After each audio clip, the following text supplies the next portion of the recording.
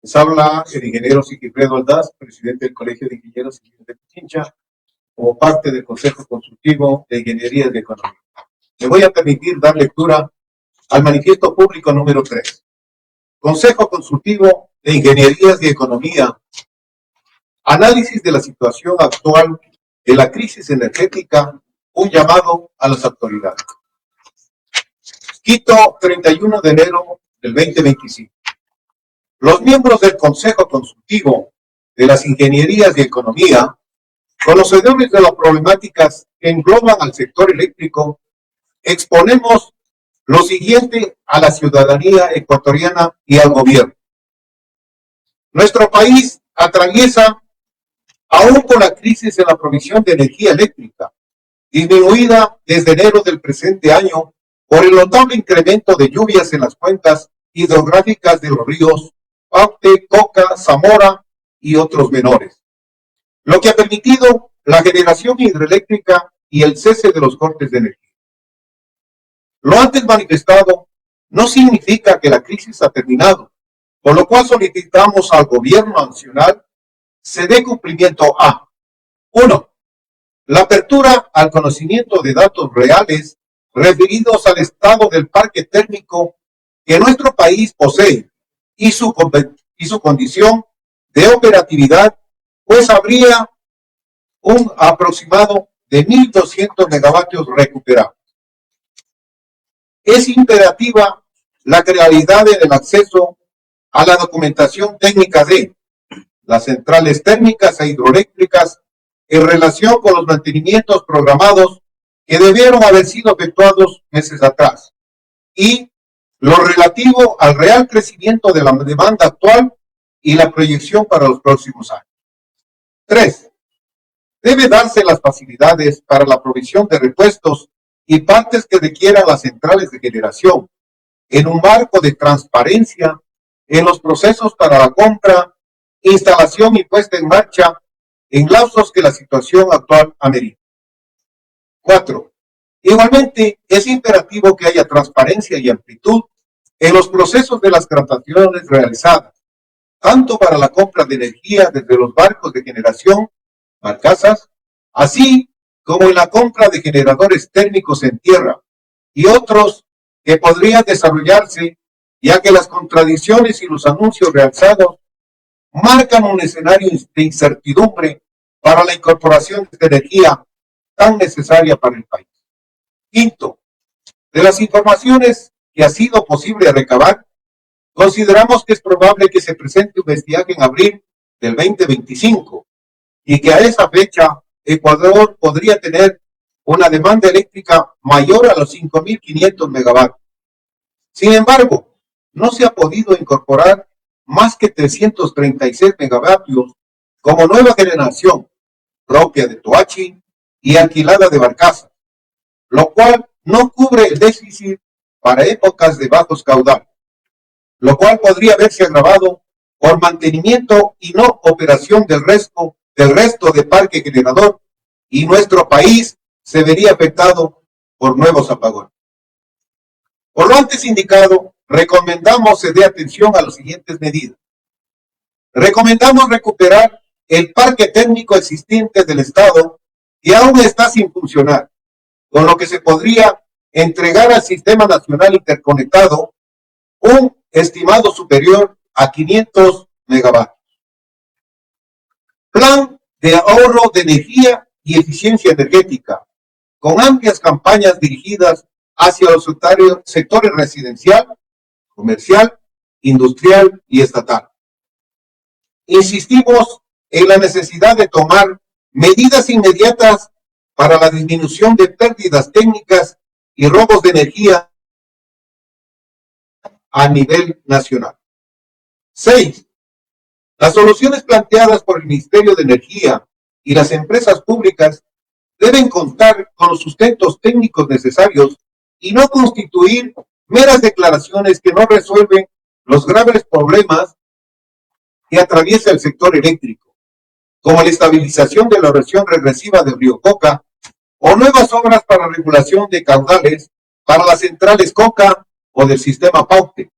Además, Las soluciones deben plantearse con la temporalidad que cada una exige.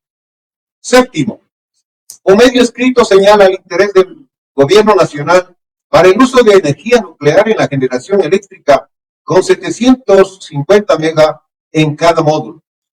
La idea planteada debe antes considerar que llevaría a la total dependencia tecnológica y política por la ineludible adquisición de elementos nucleares y conexos, al manejo y mantenimiento de estas plantas costosas, a cuidadosos y caros procesos de encapsulamiento de los peligros de desechos radioactivos. De concretarse, estaríamos pensando en centrales nucleares sin antes haber sido eficiente en el mantenimiento de centrales térmicas a gas, diésel, fuel oil, ni haber aprovechado los enormes recursos hidroenergéticos y otros que Ecuador posee.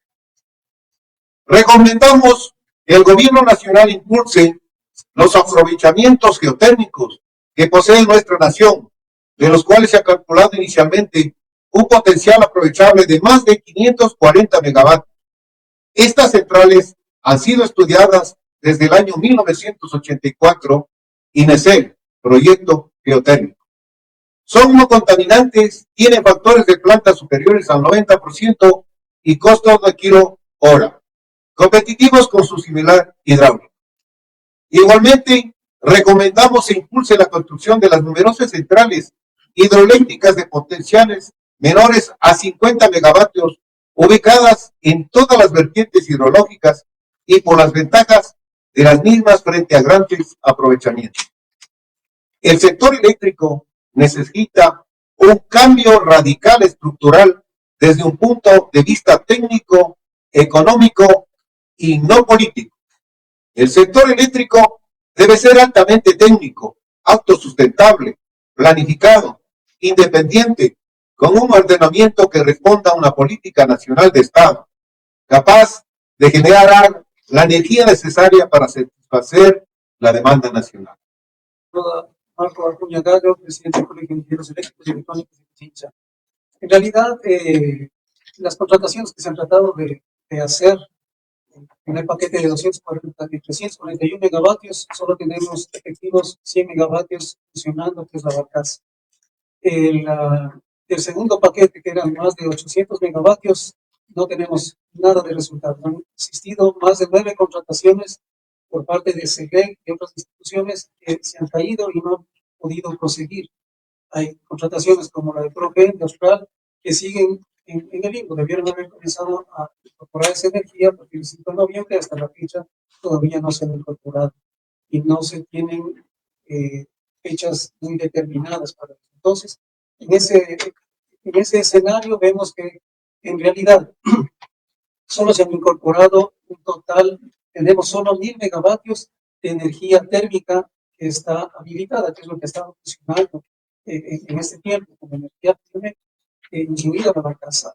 Tenemos la energía proveniente de la importación de Colombia, que son más o menos los 450 megavatios, que ha ido variando según el día, y el resto ha sido toda la energía hidroeléctrica que el país ha podido disponer para poder suministrar. Y ha ido variando, depende de la demanda, dependiendo de la demanda, que hemos llegado a tener 4.400 megavatios. Se entiende que en abril, por la época de calor, se llegará a tener 5.500 megavatios de demanda. Si en este escenario, al no tener más energía de respaldo, entonces, por eso es lo que afirmamos que es probable, si disminuye en una buena cantidad el suministro de energía por hidroelectricidad, entonces podríamos llegar nuevamente a tener apagones. Toda vez que vamos a estar variando. Cierto es que en un primer tiempo, a pesar de que disminuyan las lluvias, vamos a tener el respaldo de MASAC, que está prácticamente al nivel superior, y que esto nos permitiría tener unos 30 días de respaldo de energía. Y por eso es que van a depender de los tiempos en los cuales se vaya incorporando la nueva energía que se espera, al menos disminuya los efectos de esta crisis energética. Esa era precisamente la pregunta de los tiempos. Técnicamente es posible en 2 meses cumplir estos 1000 megavatios. No, o sea, lo único que está previsto cubrir es los 150 megavatios de Progen, que ojalá finalmente puedan ser incorporados. Existen 2 barcazas de las cuales todavía los contratos están muy definidos. Sin embargo, las barcazas están en aguas ecuatorianas que se supondría alcanzarían a entregar energía al sistema. Los 91 megavatios que debería entregar en Esmeraldas, la empresa austral, son lo que se tiene, de acuerdo al gobierno, previsto que en este tiempo hasta abril se puede incorporar. Eso ayudaría a disminuir el déficit, que va a depender mucho de la cantidad de lluvias que se tengan ahora en febrero, marzo y abril. Caso contrario, seguimos con déficit, por tanto, los apagones. Ingeniero, buenos días. Vanessa Silva de Diario El Universo. Algunas precisiones. Primero sobre el comunicado, la primera presión. En el primer punto, hablan que habría un aproximado de 1200 megas recuperables. Es decir, que es lo que se podría recuperar, porque me parece que en la lectura se dijo recuperado. Entonces, ahí precisar en el primer punto a qué se refiere.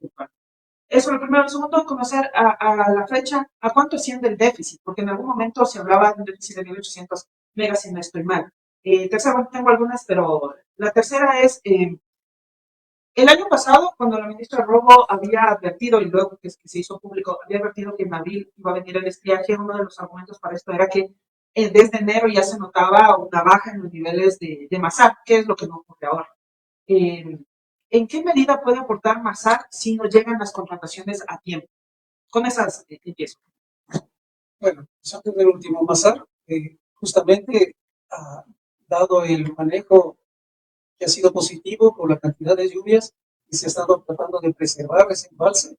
Entonces, tenemos esa reserva y eso nos da justamente el hecho de que si disminuyen las lluvias, sí podemos contar con ese respaldo. ¿Durante cuánto tiempo podría aportar Masar? Va a ser variable, pero puede ser 30 días. Sí, nos da ese respaldo. El tema de la recuperación. Las curvas son claras. Cuando tenemos y observamos el análisis que se hace del despacho diario, tenemos que ha sido una constante que ha fluctuado entre 900 y casi 1100 megavatios la generación de energía térmica. Ahí está incorporado los 100 megavatios de la barcaza. Eso quiere decir que realmente tenemos como firme disponible 900 megavatios de energía térmica. El país desde 2018 contaba con más de 2100 megavatios de potencia instalada en energía térmica. Lamentablemente esto entró en un proceso de deterioro y no ha sido recuperado. Se ha recuperado son alrededor de 250 megavatios, porque al inicio del estiaje se tenía 650 disponibles de estos generadores. Entonces, más 250 nos dan los 900. Y eso es lo que contamos. Entonces, por eso lo que nosotros afirmamos que debe concluirse la reparación e incorporación de esto, a pesar de que sabemos que una parte de este parque técnico ya resulta obsoleto y, o sea, al no haberse mantenido, claro, es mucho más difícil recuperar. ¿A cuánto asciende, como le preguntaba, el déficit actual? ¿Tienen conocimiento? Bueno, ahorita no tenemos déficit, ¿sí? El problema es el momento en que entra el estiaje, la falta de lluvias, entonces entramos en un déficit. Vemos en realidad el déficit en la crisis anterior, del periodo anterior, llegamos a tener 2000 megavatios de déficit. Y yo también quiero preguntarle, usted forma parte también de este comité que creó el gobierno.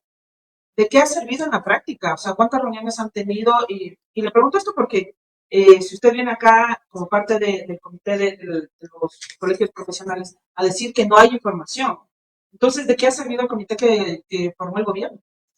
Así es, bueno, el comité se dividió en 4 comisiones. Yo estoy asistiendo a una subcomisión que está tratando la reformulación del sistema eléctrico con los sistemas aislados y distribuidos. Dentro de eso, lo que justamente ayer se conoció es las reformas al reglamento, la ley de servicio público de energía eléctrica, en la cual se incorporan una serie de elementos que facilitarían el ingreso de la inversión privada en todo lo que es el sistema eléctrico. Hemos pedido, inclusive ahí, se nos diera pero como se nos dice que está en proceso, entonces, si bien se nos expuso, esto no fue entregado exactamente, no tenemos, solamente conocimos un informe del Ministerio al respecto. El resto de cifras, al menos en esta comisión, no se ha tratado y no, digamos, y no se ha podido vislumbrar todas las acciones que efectivamente el gobierno está teniendo y la situación en algunos parámetros de información que sería bueno conocerlos. Una última precisión, disculpe que abarque el espacio. Pero para empezar, usted bien decía en cuanto a los tiempos de las contrataciones. Suponiendo que tanto Salitral, Quevedo y Esmeraldas, y el tema de las dos barcazas que están, suponiendo que en efecto se incorporen hasta marzo, como se ha prometido en diferentes tiempos, incluso si se incorpora a eso, si sigue lloviendo, o sea, y no llueve, ¿sería inevitable los apagones? O sea, pensando que se van a cumplir los plazos de las contrataciones. De todas maneras, hay riesgo de que haya apagones en abril. Claro, porque tendríamos, o sea, se incorporarían algo así como 540 megavatios. Pero el déficit podría llegar a un total de 1000 megavatios, entonces ahí Aun cuando estaríamos siga la importación de Colombia, tampoco claro, apoyaríamos. o sea, habría un déficit más o menos, podría haber un déficit alrededor de 500 megavatios. Ya no serían cortes tan graves, tan largos como ocurrieron en meses anteriores, pero tendríamos dificultades. ¿De cuánto en ese sentido, en este escenario, ingeniero, de cuántos serían los cortes que el escenario se mantiene como actualmente y nos toman las medidas y sugerencias que ustedes están extendiendo al gobierno en abril, ya en concreto, de cuántos podrían ser los cortes para no llegar? Bueno, esperaríamos que no lleguemos a ese escenario de cortes y como repito, todo depende de la cantidad de lluvias que tengamos en estos meses siguientes.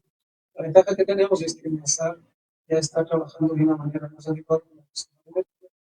También tenemos ya el proyecto Toachi Pilatón, que de alguna manera puede actuar como un complemento en la hidrología, a pesar que están incorporados los dos grupos y se espera que se incorpore el tercer grupo generador de central, podría también ayudar. Pero entonces fue precipitado la oferta del presidente de decir que no va a haber apagones este año. Yo creo que como muchas declaraciones ha hecho el gobierno son a veces hipotéticas, o sea, no son seguras como deberían ser declaraciones de un gobierno.